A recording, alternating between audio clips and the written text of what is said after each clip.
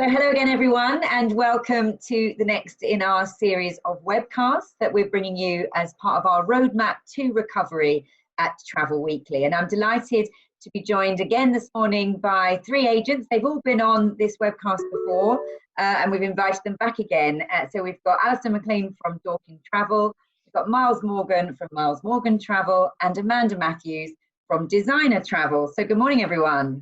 Good morning. Morning. Now, I particularly wanted to bring you guys together because, of course, last week on Friday was the long-awaited publication by the government of this list that they have brought out of safe destinations for Brits to travel to. If I come to you first, Alistair, because you were getting quite annoyed, weren't you, midweek, because we were obviously expecting it sometime earlier in the week, and I think you were still writing to your MP and to ministers during the week. So it must have been very frustrating. It was. I mean, we were supposed to have this announcement some time ago, and curiously enough, the day that the announcement happened, my local council came in delivering COVID information, and one of the pieces of stuff that they sent me was this, which is the queue starts here, and I'm thinking about actually striking out queue starts here and just putting confusion starts here, because really, you know, the clarity is all over the place. Quite frankly, we had people on Friday calling to say, oh, now that this has happened, we can go here, we can go there. We had people coming in on Saturday about their holidays that they'd already booked, saying, okay, we can now travel on these holidays in 2 or 3 weeks' time. And I had to turn around to them and say, well, actually, it's not quite as simple as that. You know, the advice that the Department for Transport has put out is actually not a mirror image of what the Foreign and Commonwealth Office have put out. And so when you try and match those together, it just creates confusion. So I'm saying to them, yes, you can come back from Greece to the UK and not have to self-isolate, but you ain't going to be able to go to Greece in the first place next week to get back in 2 weeks' time. And that was just met with complete and utter incredulity by the customer, who thought that this list was a, you know, let's travel anywhere in the world. Okay, so they thought, so how about the rest of you? Miles, did you experience something similar? Were you pleased with the list? I mean, I guess it's a step forward, isn't it? But it wasn't as clear-cut as perhaps we would have liked. Well, it's a total horlicks, isn't it? We waited all week for it. It arrived, as Alistair said, great excitement. But the devil is in the small print, and it's an utter disaster, really. I wish I'd listened more at school and got more O-levels, because, my God, you need them to work out what the FCO is saying on their website. You know, I looked at it again this morning. It's so challenging. I mean, if there's any positive for us as retail travel agents, it's the fact that it is very complex, and you do need a proper travel agent to help you through the minefield that it is. How anybody can book with an online agent with any confidence at the moment is astounding, because how are they going to explain it to a client? It's so complicated. They need to go back to the drawing board, think again, and maybe have them in tiers where, you know, places where it's easy to get in and out. You know, you've got New Zealand on the list, for example, where she rightly has shut the gate completely and very, very successfully. Why have they put New Zealand on there? Don't know. A bit of a joke, to be honest. It's effectively, it's not a list, is it, of where you can actually now go to? Because there's obviously other... In fairness, it was billed as a list of places where you don't have to self-isolate for 2 weeks on your return, or somebody coming into our country. So that actually is true. But what we're basically saying is everybody can come in from those countries without any isolation, but a lot of those countries are saying, we don't want your people until they've cleared hoop X, Y, and Z in some cases, or in other cases, we don't want them at all. Yeah. And the other point, of course, is that countries that are on the list now and that you perhaps can sell to, I mean, there's no guarantee they won't then come off the list. I mean, I guess it can shrink as, you know, as easy as it can expand if infection rates were to go up in a certain destination, and that must be difficult too. Amanda, what was the reaction from your customers at the week or Friday and at the weekend? I mean, we'd had a really good week the week before the the announcement, because a lot of the clients were anticipating that the kind of key destinations that had been spoken about would basically be on that list. So we had started to really pick up in terms of bookings and inquiries from the week before the list, sort of on the Monday. And I think that the list, we expected the destinations to be on the list that were on the list. But I think, as it's been said before, you know, the Foreign Office list has got different destinations on to the Department of Transport list. And then when you, for example, take Mauritius, that's one key one where it's on different lists. And actually, you can't enter Mauritius until the 1st of September. So then we had a lot of clients that were booked in August to go to Mauritius that were thinking, great, this is brilliant, well, our holiday's going ahead. And we're having to say, actually, no, it isn't. But I think Miles' point is now our biggest concern. So we've got lots of demand, we've got loads of inquiries. And, you know, thankfully, we are a high-touch travel agent. And because we are predominantly home workers, we are able and have the capacity to give out the information. But my biggest worry now is people turning up to airports without the necessary, you know, going through those hoops, and they're not going to be allowed on the plane. So an example for Greece, we've had to bring a full-time admin person back just to do the bookings that we've already got, let alone the late bookings. But for example, for Greece, you've got to fill out a form. The form, then you have to do one per person travelling unless you're children.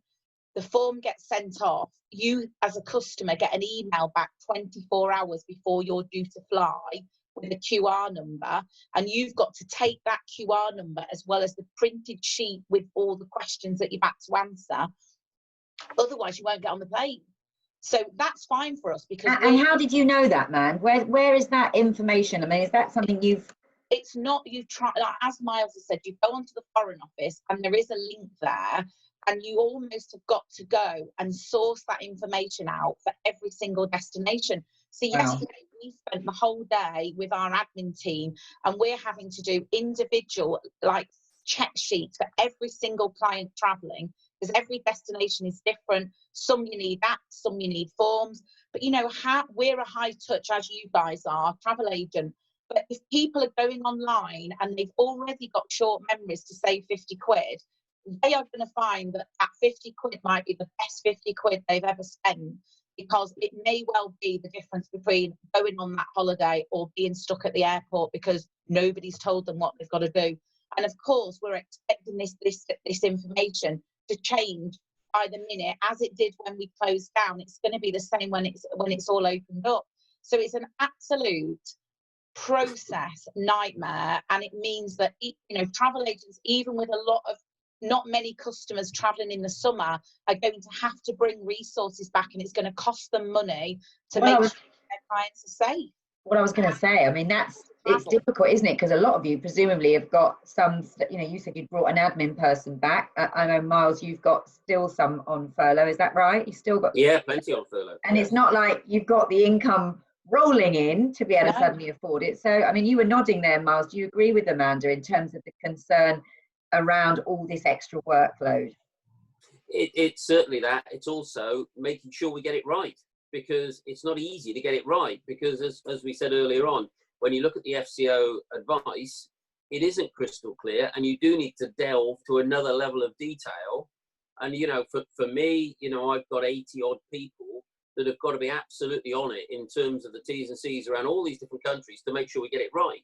And so they're just not making it easier. I understand it's a challenging environment, but I have to say there has to be a simpler way than the way they've got it at the moment. And I mean, Alistair, you're nodding. What do you think that would be? Is the onus on the government to provide very clear rules for each destination, rather than you having to scrabble around trying to find out what's what for each place? Well, I have to say, I don't want to defend the government, because I think they've handled all of this particularly badly.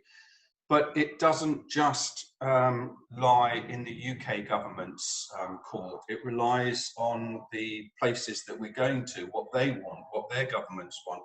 So as Amanda was saying, I mean, I looked at Greece yesterday evening, and yes, I found the QR, etc., you know, the number and what you had to do. But there's also, if you go into the Greek authorities' entry requirements, there is a possibility that you as an international passenger could be randomly pulled to one side to be asked, demand to have a COVID test, and you have to self-isolate for 24 hours until you get the result.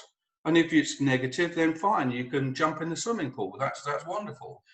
But it's all of these things that, as Miles and as Amanda has said, we have to be absolutely on top of our game to be able to say to the customer, warts and all, yes, this is the restriction that is going to be put on you, absolutely, that you need the letter of authority, the QR number, whatever it may be.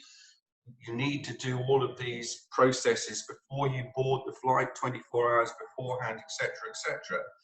But where does the line draw from saying, actually, also potentially, there are other issues that you may face when you arrive into that destination in terms of just the entry alone? And that's where customers are beginning to say, well, blow this for a game of soldiers, you know, we'll think again. I have to say, and I think Miles sort of touched on it, one of the things that this has presented is a massive opportunity for the high street travel agent. Because as Miles said, if you're booking, I mean, I'm reminded of a few years ago, somebody came into the shop, didn't book it with me, but she said, can you help me to check in for my flight to Canada? And I thought, well, you didn't book the holiday with me, but I'll see if I can help you. And going through it, I said to her, have you got your ESTA? What's that? Your ESTA, your visa to get to Canada. Oh, no, I don't need one of those. Well, you do. Oh, I didn't last time I went to Canada. When did you last go to Canada? Well, it must have been about 1996. Where did you book this through? Online. Well, they didn't tell me. Well, no, you didn't read it. That's the issue. You didn't read the entry requirements now for Canada. And I think we as a retail travel organisation, so long as our governing bodies, ABTA, Advantage, Travel Trust Association, can get in front of the consumer, absolute consumer, to say, travel now is completely and utterly wrapped up in terms and conditions. The people you should be going to, because they are experts, is your local travel agent. If you book it online and you don't read everything, then buyer beware. But that's where we come in. And I hope that we will embrace the opportunity. It's going to be challenging. And as Miles says, Amanda said, we're going to have to bring more people in to do the admin of it. But I hope then that the consumer will actually value the travel agent for what we do, the advice that we give, and the mechanism that we provide in order for them to actually travel. Yeah, and I'm sure, I know you said high street agents there, Alistair, but I'm sure Amanda would agree that, a good home worker as well, that's an independent who's, got a list of loyal clients would be able to provide the same service. I wonder if either of you, Miles or Amanda, had the same experiences as Alistair when you start going through all these things that you're required to tell people. Has that then made people go, oh, do you know what? This is more trouble than it's worth. I'm not going to book. Or have you still got diehard people who go, just I'll do anything it takes, whatever forms and apps and QR codes, whatever, because I just want to get away. Has it dampened demand, all the extra requirements, or is it not really bothered people? I think the requirements to get into a country and to go on holiday haven't really caused us any issues at all, even temperature checks and extra time and masks on the plane. I mean, the people that want to go away, go away. Our biggest barrier, without a doubt, is travel insurance, in that, you've got a case where if you live in Leicester, as an example, you are now on lockdown. What happens if they've booked a holiday? Are they covered on insurance? You've got, if somebody does get tested at the airport or has a temperature and they get sent home, are they covered? You've got somebody, if they get COVID overseas, are they covered? And the biggest barrier we have right now is people for new bookings, making sure that their insurance is covering them, and it is all up in the air at the moment. So, you know, we're quite a few companies have come out, haven't they, offering COVID cover if you are to get ill overseas. Absolutely. But it's this end, isn't it? Is absolutely. if you haven't actually been able, or you can't travel, then do you get your money back? Yeah, and it's all this kind of localized lockdown that potentially, you know, it's all right if not all right, if it's a country decision, then it's different, because all the tour operators would then have the liability as they have had before with the holidays. But where the plane is taking off and the hotel is open, it's a real grey area. And I think either the suppliers need to be much more flexible in their terms for late bookings for things like that if clients have got evidence, or that will be, I believe, our biggest barrier. Okay, just on that sort of localized, just out of interest, Amanda, I know you've got about 100 home workers. Are any of them in the devolved nations where, you know, like, have you got any in Scotland and Wales and Northern Ireland where, you know, obviously this new list doesn't apply anyway at the moment to those? We have. And so when we put anything out on our central kind of pages, it'll be, this isn't applicable to us yet. So we're anticipating that, you know, it will follow like every other rule has followed. It just follows in the time frame that they are comfortable with releasing. So, I mean, you know, a lot of the suppliers aren't flying anyway until the middle of July. So we have got a couple of weeks, with a few odd exceptions of bookings that are due to travel before that. We have got a few weeks to kind of, you know, everything to settle and us to get to grips with the new kind of way of working.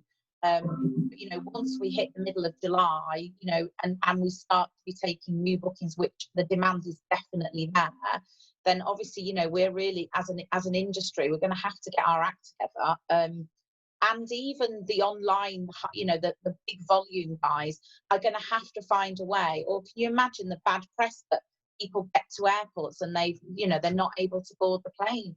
I mean, the media so far have done the most amazing job of making this whole thing so much worse anyway, that, you know, one of those happening and they're just going to jump on it, and then we all get tarred with the same brush, which is not fair, given that we're all investing so much time, effort, energy, and real passion and love for our clients to make sure that they are safe, informed, and can have an enjoyable holiday. So you're saying that the online guys need to provide as much advice and guidance, and not just a small print T's and C's that people may or may not read. Yeah, even airlines. We went on yesterday, we looked at all of the airlines, we looked at all of the airports. Every airport's got a different policy. Every airline has got a different policy. It's not clear that you need, you know, nobody's saying you've got to check in earlier. So then you think, well, how are they going to get through the queues? Because they've all got social distancing. Some are providing masks, some you have to pay for. So it's every element of every part of the holiday. You know, you're not allowed to use child seats. That means you've got to take a child seat with you in certain countries. It literally is the most complex scenario, but it's a positive one in that we are at least getting people overseas and out and on holiday. So, you know, when shutting down, it was a very negative, complex scenario. We've kind of got to show that we are real professionals and show that we're worth that bit extra. And, you know, like both of the guys have said, you know, this is our time to shine, but we don't want to be let down by the others that don't shine. Yeah, very well said. Miles, do you agree with Amanda in terms of, you know, making sure the whole industry doesn't sort of tarnish, you know, the good guys with the same brush? Yeah, I think the information is going to change so often and will change over the course of the whole summer. And it's highly likely that the bigger players will just have a tick box that says, you know, I fully understand I'm responsible for getting all the adequate paperwork to get into the country. And so you can almost predict it's heading for some poor family in late July, pictured leaving an airport with their bags in their hands, and a media story saying family refused dream holiday. You know, it's coming almost definitely, because it is so complex. But like we said earlier on, I think it does favour us, because hopefully people will understand the value. And, you know, sadly, being a travel agent all my life, it's only when times are tough and things go wrong that people really do appreciate the value of an agent. And it's a hard message to sell, the fact that, you know, when there's a problem, we'll help you out. But in essence, you know, it's now is our opportunity. And I think people will understand. And let's be honest, this isn't going to just go on for this summer. It's going to go on for a lot longer than this. And so, you know, it is an ongoing opportunity for us. And perhaps maybe there's a hope that we might be seen, you know, in the same eyes as a solicitor or a legal person, where you are worth that bit of money and people see the value. Because I think a lot of people think, oh, we can do it ourselves. We don't need those guys. What do they know that we don't know? You know, but I think those times might change. Yeah, funny enough, I saw on Twitter yesterday someone saying, I think it was actually Andy Freeth that had written, you know, there is literally no better time now to be a travel agent, which I know probably doesn't feel like it in many ways because it's been such a tough 4 months. But, you know, I think he was exactly encapsulating your point that now it's so confusing. This is literally your time to shine, as you said. Yeah, I think the most interesting thing will be to see how long it goes on for. And I think we're talking at least the rest of this year, without a doubt, and probably into next year. So it is a long period of time, and people taking a gamble that they understand what all the conditions are. And, you know, Alistair said it, people don't bother with the detail generally. And I'm probably as guilty as anybody else. Your tickets come in, you're dead excited, you don't read the stuff, you just rock up at the airport. And I think those times are going to, you know, that type of customer, me included, will come unstuck unless we're fully advised. Now, you just mentioned there, Miles, you know, you included in being a customer yourself, but I know you're thinking of trying to go on a flight or getting somewhere into Europe because you're very keen to get some, you know, on the ground experience of what it's like and be able to come back and help your staff sort of, you know. So tell us about your ideas around that. And then, you know, the rest of you, I know, Amanda, you were calling for suppliers to get agents out to resorts so you could really have first-hand experience, so you could pass that on to your customers. So start with you, Miles. What's your plan? Well, I think there's an awful lot of people are wondering what's it like in an airport at the moment. You know, how do they achieve social distancing? You know, what's it like? What extra restrictions are there? What's it like on the aircraft? Everybody's wearing masks. How on earth do I go to the toilet? Do I have to sit with my legs crossed for the whole 2.5 hours or whatever? You know, basic, simple questions people are interested to know.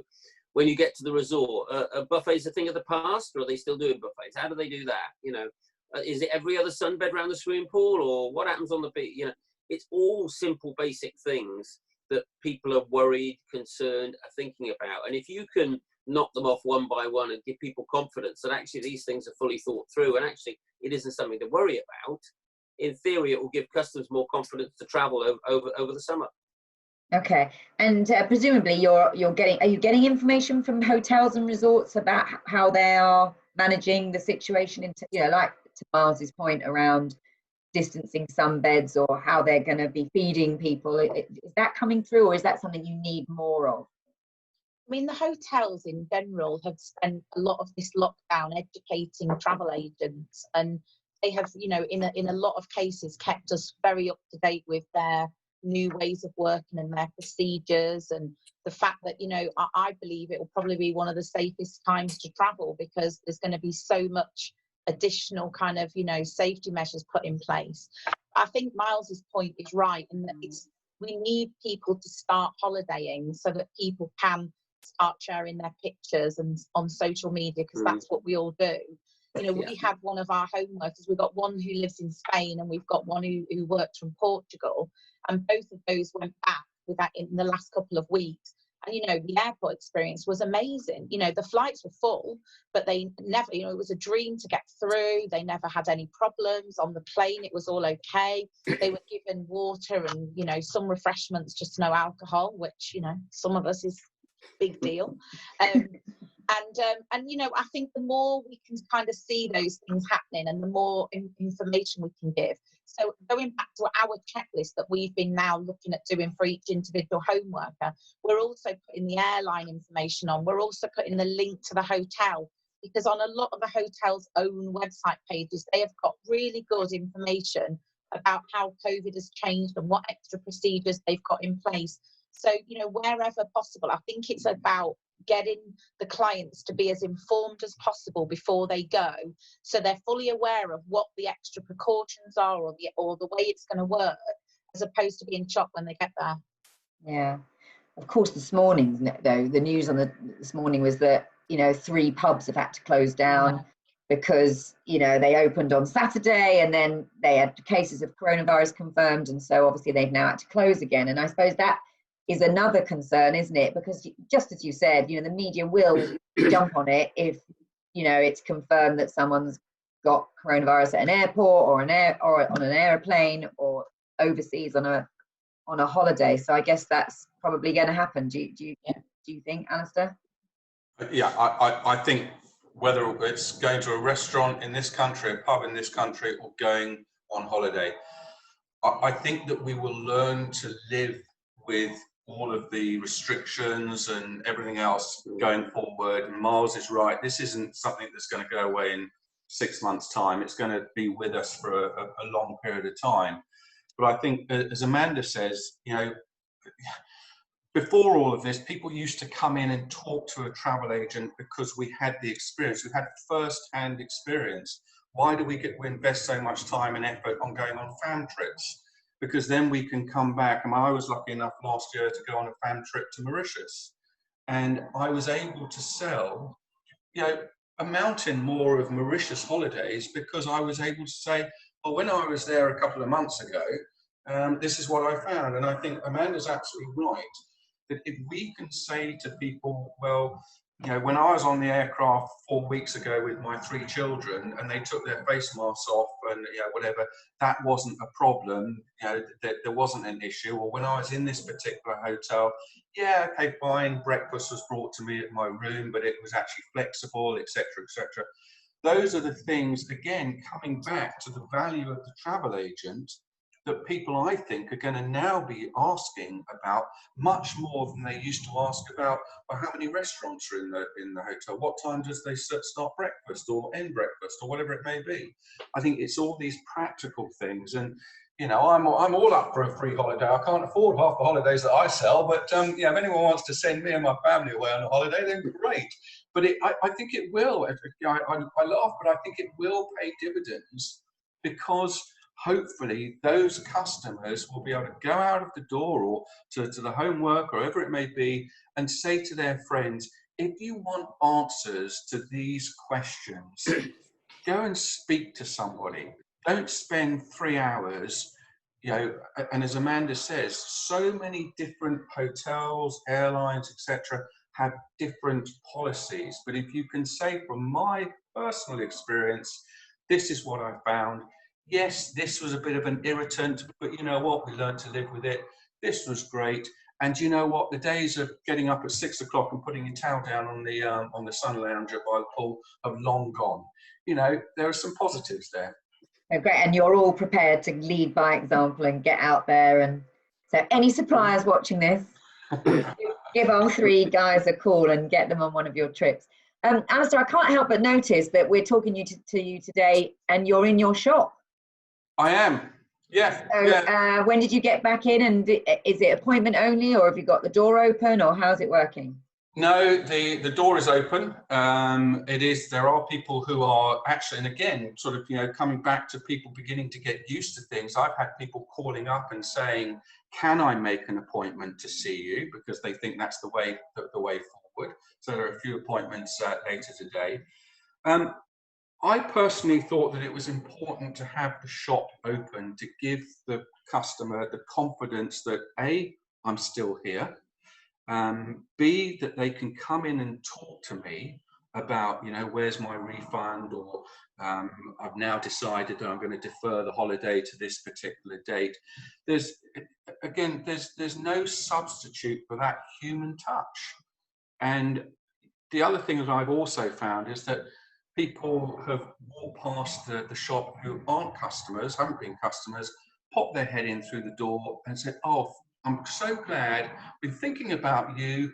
I'm so glad you're still here. It must have been a tough time." So, through some of the stuff that I've done, I think somewhere along the line, we've got the sympathy vote that, it has been tough and we want to support you going forward.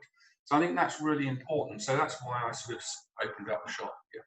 Oh, well done. And Miles, I know you had your shops open on an appointment only basis initially, but have you opened doors this week? Yeah, we're pretty much opening them day by day. More and more of them are opening with open door policy. As Alistair said, an awful lot of people, and it's very nice. It's literally just sticking their head around the corner to say hi, how you doing, glad you're here, that sort of stuff. Some of the staff have put on substantial amounts of weight because cake shops have delivered free cakes to them because we've returned, which is, equally is lovely. It's part of the community in the towns that we work in, and that's lovely to see. And also customers bringing stuff in as well. So, there is some good news in all this. And I think one of the things that will be interesting is the high street has obviously been hit massively badly at the moment. One of the things that will be interesting is how does it return, and how much of community that people have potentially missed during lockdown will bring people back to the high street and supporting the high street. Perhaps I'm mad, perhaps that won't happen, but that's certainly one of the things I'm hoping might happen as a result of the lockdown, is people appreciate local, they appreciate community, and it's one of the things they've missed. And I know, Alistair, you said that it was a bit different, but I mean, I don't know if you've got screens up, and I don't know what you've done. And well, Miles, I know you nailed your chairs down because I saw you on Twitter with the drill in your hand, screwing your chairs to the floor so people can't move them. But are people bothered? Are customers sort of quite, I mean, I guess we're getting used to it now in supermarkets and everything else. Is it sort of bothered people that it's slightly different? No, we haven't got screens up or anything like that. We're finding that people they're wanting to come in and talk to us.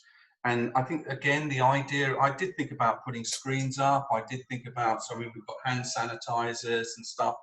So, I think, no, it's not different in that respect. There is a sort of a slight aloofness, people not shaking your hand as you go out the door, that kind of thing.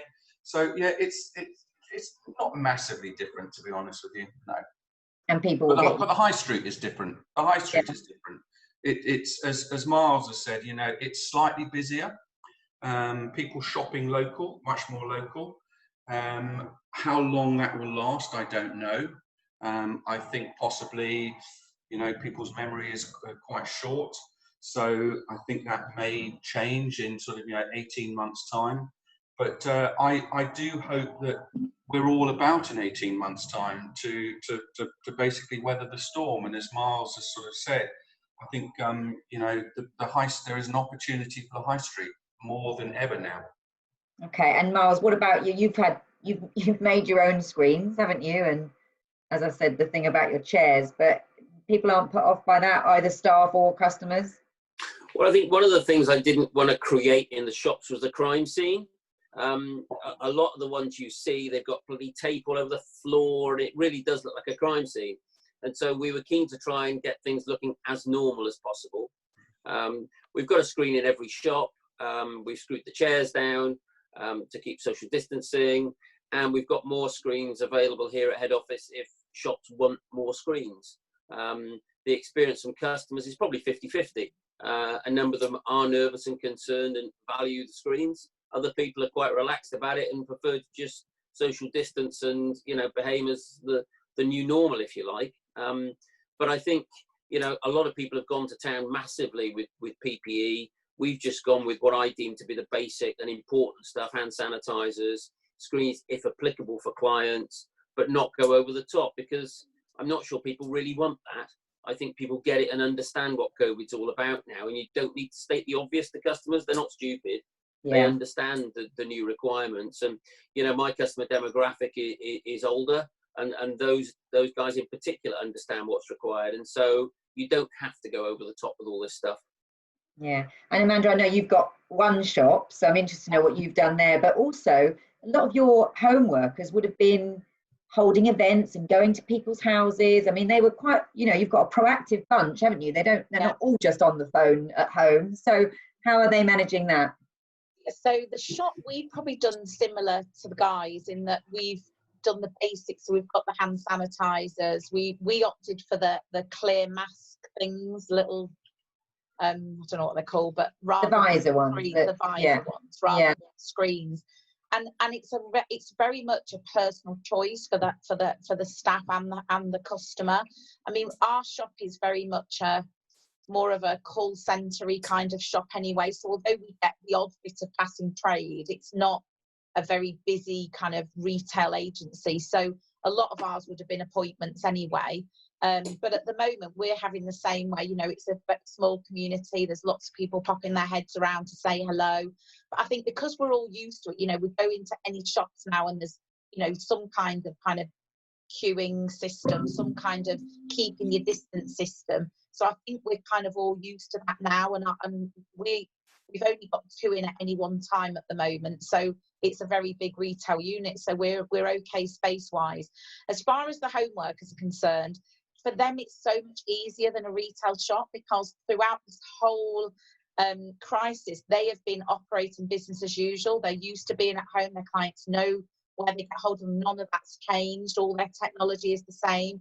And some of them have been far more creative with the use of things like Zoom. But because they're used to dealing with their clients in the same ways they've always been used to dealing with them, it's not kind of such a big deal for them. And that's why I think as a home working business, we have recovered a lot quicker. You know, in the whole of June, we did 75% of last year's total sales. You know, which was amazing. And then last week was the first week where we were up against last year. But if we had just the retail shop, it would be a very different picture. So I think it's a you know, we are operating as business as usual and have been. Obviously, some of them would have done wedding fairs. Some of them would have done like meeting. You know, they would go and base themselves out of a cafe once a week, etc., etc. And a lot of that is now starting to kind of come back in. But with the same thing as a retail challenge, you know, the challenge is where we've got to have put distance in place. So I think Zoom has been a bit of a revelation, but and some people love it, some people hate it. But overall, I think, you know, it'd be interesting to see how the retail world recovers, because that is a step change where people have got to go out into the high street for more than their food shop. And, you know, it's the same challenge, I'm guessing, with clothes shops and everything. And I think, you know, as we go through this, kind of everything opening up, all things being equal, I do think it will, you know, it will lend itself, and that the high street will kind of, you know, on a community level will recover. Well, I know you were first back to the shops, Amanda. Oh, I was, yeah. So, I hate queuing. That's my only biggest problem. Oh, yeah. And the other thing I think is that as demand grows, we really need our suppliers to step up to the plate. I mean, I had a whinge yesterday. I was just about to ask you about this, because you were really annoyed, weren't you, on posting in a lot of cases, and I'm not going to name suppliers, but in a lot of cases, you know, you've got 40-minute hour queues to get a quote. And then you've got, if you want to book it, you've got another 40 minutes, hour to get back. And it's just not acceptable. You know, the furlough scheme now from July allows businesses to bring people back part-time. They've only got to be in for a week rather now than the 3 weeks. And at the end of the day, I think a lot of the suppliers need to now, you know, resource up, because, you know, sending an email and waiting 4 hours for a response is just not acceptable. Waiting on the phone for an hour is not acceptable, especially when we've got, you know, clients can go online and find the alternative. And all the things we've been saying about use a travel agent. The one thing we can't do is look unprofessional and like we're taking hours to do things when actually we've got our hands tied behind our back. Yeah, so you've been waiting for this demand to return for months, and then now it does. You can't quite service it, you're saying, because I mean, and I guess the operators will say, well, we've had to furlough people. We just haven't got the resource because we can't afford it at the moment. But so I guess it's a tricky balance. But they're going to have to, you're saying they're going to have to find a way to speed things up. Otherwise, you'll end up not making that booking and you'll lose it. And it's supply and demand, in that if they bring people back and it's not busy, they've only got that cost for a week and then they can re-furlough. So the risk that it was post pre-July is very different to now. But I just think that there's an investment piece that needs to take place, and an awareness. So, you know, in fairness to a lot of suppliers that on the post I put had come back and said, you know, we're fine, we're open. But equally, there's this bigger list, if not bigger list, of those that are just taking 2 weeks to turn a luxury inquiry round. I mean, honestly, it's so frustrating. Mark, you're nodding. Are you finding that? Oh, 2 hours to answer the phone is quite normal for a lot of suppliers. And that to me is just way too long. And for some of them to also charge premium rate to us poor travel agents what are you at the same doing time. for 2 hours? You just have to have it ringing, do you? What? Yes. It's a phenomenal. And then get on with something else while you're just waiting for someone to pick up. That's right. And if you imagine, that's happening in all my 18 agencies. That's happening with the thousands of agents all across the UK. And then you're saying they're charging you a premium rate to be put on hold, and you're on hold that whole time. That's right. Yes, it is. Yeah, it's mad. And how much worse is that than normal? I mean, because I'm sure you have to wait for some people all the time. I'm just wondering, like, how does that compare to, not in the time of lockdown and it's probably twice as bad or more, I would say. Okay. Obviously at peak times there is always a demand issue. It'll always be the case, Januaries and stuff, and we understand that. But now for me, they've got to invest a little bit in their future. It's a challenge, without a doubt. Getting the balance between new sales and costs is a key one for every travel business at the moment. But I think at the minute they're probably undercooking it. So many of my staff are incredibly frustrated about Saturdays as well, where a lot of suppliers aren't even open. Good news, we've heard a few more this week that are going to open for this weekend. So that's good news as well. But as things pick up, they've got to put a few more staff on, and they're not risking the crown jewels anymore. As Amanda says, with the furlough scheme, they can give it a go for a week or so and see how it goes with investing in more staff. If it doesn't work, take them back off and put them back on furlough again, but at least give it a go to try and drive your business forward. Okay, and Alistair, final word for you, because I'm conscious of time, but are you experiencing that as well, or? Yeah, very similar. I think some of the operators that have handled it well, for example, are saying that if you are calling about a refund, it's got to be by email. We're only really taking new inquiries. They're fine. But as the guys have said, we can sit on the phone for 40, 50 minutes and sometimes not even get a response. And then, you can ask for a quote to be turned around, and I'm still waiting for one that I inquired about 7 days ago. And the excuse has always been so far, well, COVID, and we just don't have the staff. And as Miles and Amanda says, you can understand it to a point, but now the point has come whereby bring people back. And as Miles absolutely says, this is the point we need to drive our businesses forward. That's why I'm sitting here. I'm not having people coming in through the doors. One of the things that I had to smile about with my risk assessment from the council is that they asked me, how am I going to manage the queues outside the door? Well, that was optimism, to say the least. But, this is the whole thing. We've got an opportunity now to, as Miles says, drive businesses forward. But if we don't have the staff to do that, then you're all going to go by the wayside, I think. Okay. All right. Well, I hope they're listening. Let's hope they put some more stuff on it. And as one of you just said, I have seen quite a lot of people come back to Amanda's point saying, we're open. We're even opening Saturdays. I think we've got one tour operator who are starting to do visits again. They got their sales team back on the road. So, and I have seen a few people coming back off furlough and posting on social media to say as such. So very much hope that improves for you. And I just thank you all very much for your time. So thank you to Alistair from Dorking Travel, to Miles from Miles Morgan Travel, and to Amanda from Designer Travel. Thank you, guys. Thank you. Thank you. Bye.